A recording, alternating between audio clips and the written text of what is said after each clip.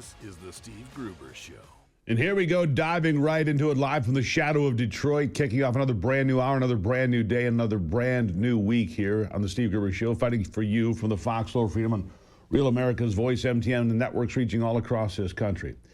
Who do you want in your foxhole today? Big question, because there's big news today, as you might know. Lots of work to do, so let's get to it. Here are the three big things this hour. Number one, 50 years ago today, a shipwreck on the Great Lakes that was immortalized by Gordon Lightfoot in the timeless ballad, The Wreck of the Edmund Fitzgerald.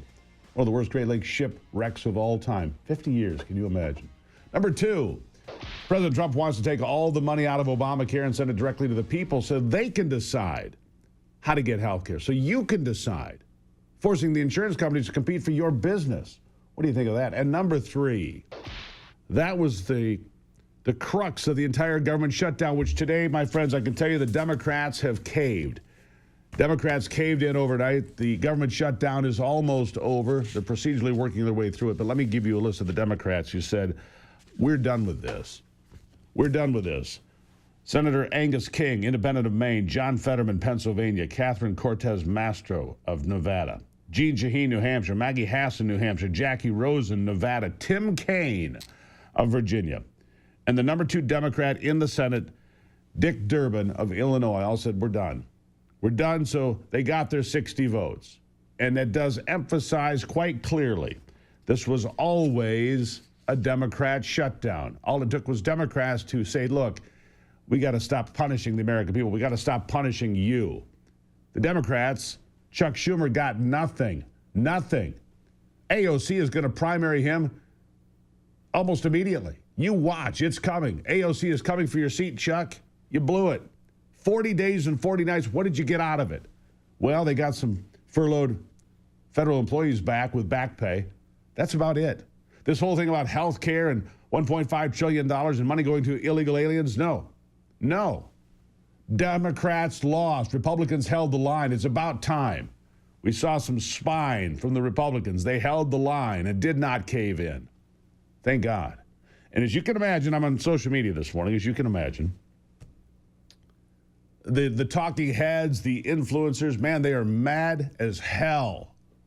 Those on the left, mad as hell as to what's happened. They are all over the internet screaming, we got screwed, we caved in, primary all 8 of these people. Well, you can try that.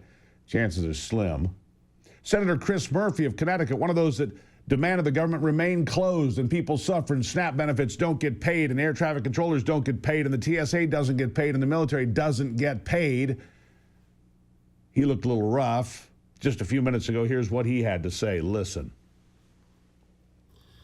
The vote hasn't closed, but it looks like 8 Democrats have joined Republicans to vote for a temporary reopening of the government for about 2 months, but a bill with no protections to stop the coming healthcare disaster in this country caused by Donald Trump's premium increases, nor any provisions to meaningfully stop Trump's corruption and his illegality. You can see how tired I am. I've been here all weekend. I've been working throughout the past few weeks to try to prevent this moment. After the elections on Tuesday, it just became absolutely clear that the American people do not want Democrats to be bullied into submission. They want Democrats to fight for their health care. They want Democrats to fight Trump's illegality. Bullies gain power when righteous people yield in the face of their wrongdoing. I didn't want this shutdown. I want it to end, but not at any cost. So here's the thing. What became really clear after Tuesday's elections, where far-left candidates were elected in places like New York City, Mamdani, for example, what became crystal clear is this shutdown was nothing more than a political game, a game the Democrats just lost.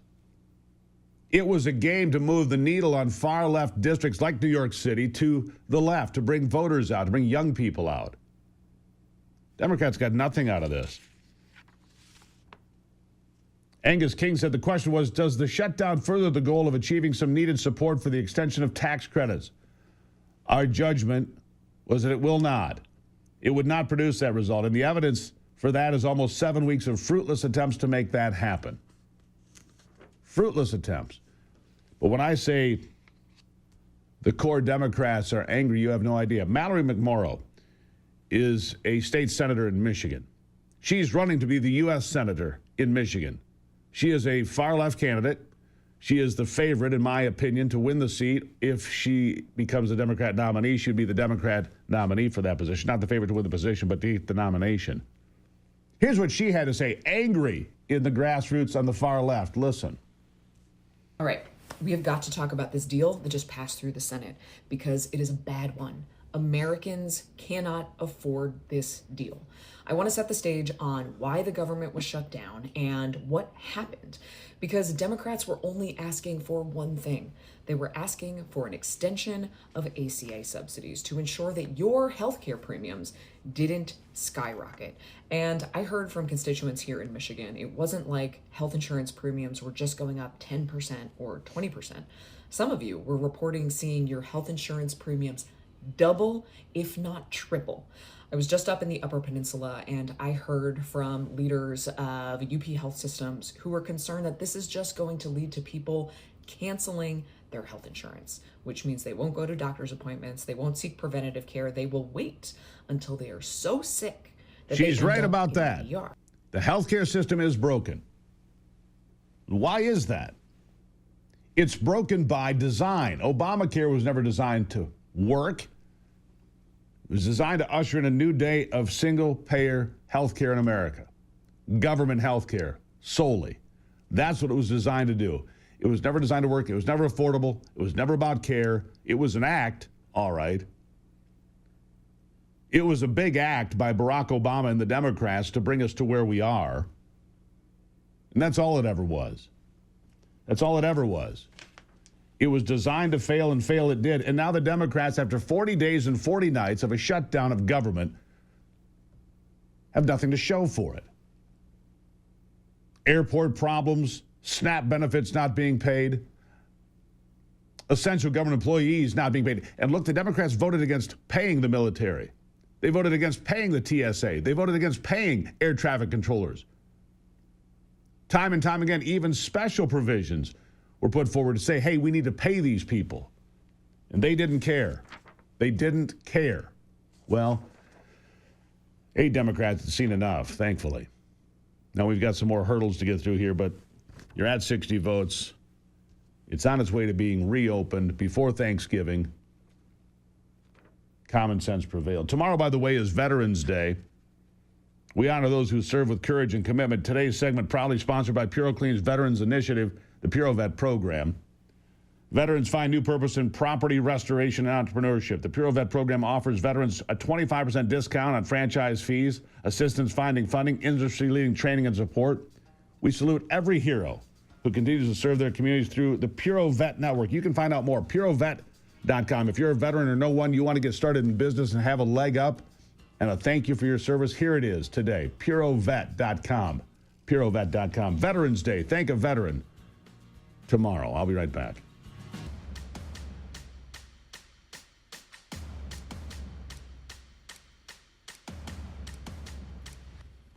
All right, so let's explain exactly where we are a little bit here. So it's not done yet, all right? It's not, because so much time was wasted over the last 40 days that the CR that originally came to the Senate when the Democrats decided to shut down the government is basically worthless at this point. So Sunday's vote, one a short while ago, is the first of a series needed in the Senate to modify the original House-passed continuing resolution, combine it with a 3-bill spending package and an updated CR, which, if passed, would run the government through the 30th of January. I think they've learned their lesson. Now, if we blow this window, this is a quote, if we blow this window, we're going to get stuck with a year-long CR, says John Hoeven. He's the Republican senator from North Dakota. And the shutdown won't end in the Senate, just again to be clear about this, given that the changes of the legislation need to be greenlit by the House and approved before it makes it to the president's desk. You know, the Democrats can still play games here. They can extract pain through procedural nonsense and so forth. But after 40 days and 40 nights, and 8 Democrats saying we've had enough of this, I would hope that Chuck Schumer, even though he is going to get primaried, you can bank on it. AOC's coming for his seat. He might still try to play games. Fairly embarrassing, actually. The Democrats did nothing but hurt the American people. Hurt people that needed food stamps, hurt people that needed paychecks. Good news for them. They can pay the mortgage now and feed the kids. If you wonder about the Democrat shutdown, just thank a Democrat somewhere. Say thank you so much for shutting down the government and accomplishing absolutely nothing. How about you go negotiate behind closed doors? How about you go do your job? Get in a room with these people. You want health care to change? Great. The president offered what I think is a brilliant idea. You're going to see legislation moving in the Republican House on this probably today. President Trump put out a Truth Social where he said, how about we stop sending the money to Obamacare and paying all this money to the insurance companies and we give the money directly to the American people? Brilliant idea. You know what would happen then? Insurance companies would have to compete for your business. They'd have to compete for your business. Here's our plan. Oh, it's not as expensive as their plan. We offer a little bit more than their plan. The free market comes back in. The insurance companies, here in Michigan, for example, Blue Cross and Blue Shield, the guy in charge of that deal took a pay cut this year. His compensation, I don't know how he got by, just over $14 million, more than $1 million a month. And he took a pay cut because the insurance companies are rolling in cash and their lobbyists in Washington are rolling in cash. So how about we take the insurance companies that both sides seem to have problems with and take the power away from them? Don't just dump money into their pockets. How about we put the money into the hands of the American people and let you decide? What a brilliant idea. Once again, President Trump comes up with an idea and sets the whole thing on its head. Boy, are they angry online, I can tell you that. They are angry. How about a couple of other different points of view?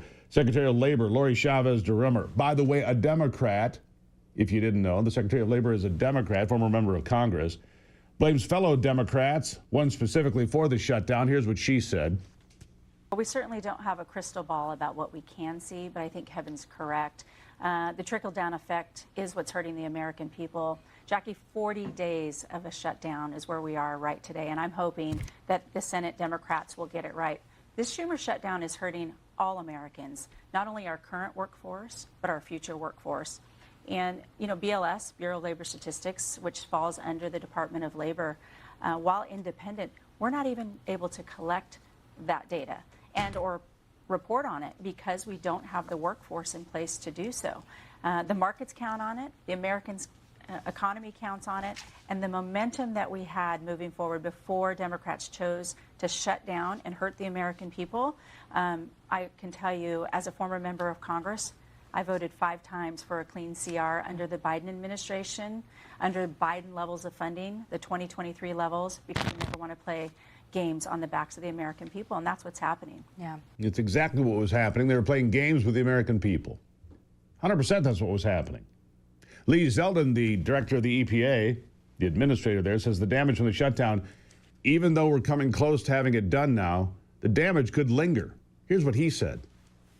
Well, the good news at the EPA up until now is that we've been able to operate off of carryover funding through this shutdown. So a lot of our agency has still been at the workforce and to be able to get our job done. We've been getting permits at the Trump administration at Trump speed. The most durable solution, you heard that person you were interviewing with use the word durable. Long term, it's for there to be reform in statute where permits take less time, cost less money, and have more certainty. With President Trump in office, we've seen announcements of trillions of dollars of new investment in the country.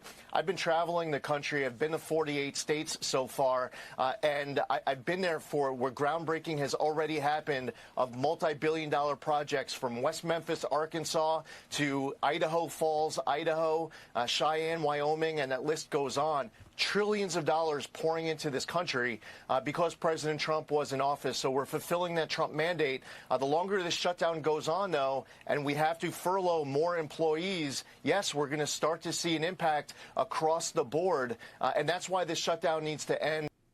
And the shutdown is in the final hours now, it seems. It's going to take a little bit of work here. Maybe, I don't know if they'll take a day or two, whatever it takes. The end is near, my friends. The end is near. One more comment came from the National Economic Council Director, Kevin Hassett. He said, there's not a calculation here. Open the government. Do your job. If you want to negotiate health care, negotiate health care. You don't do it by shutting down the government, which is what the Democrats have always said before. Boy, did they blow it this time. Here's Kevin Hassett.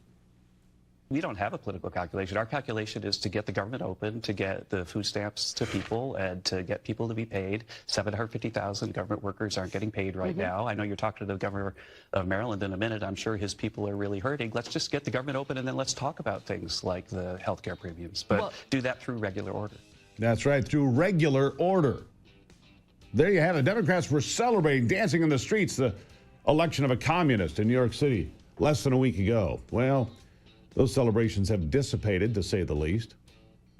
It's a new day in America. Again, if you're just joining us, 8 Democrats joining Republicans to end the government shutdown in the United States Senate because it was always the Schumer shutdown. This is the Steve Gruber Show. I'll be right back.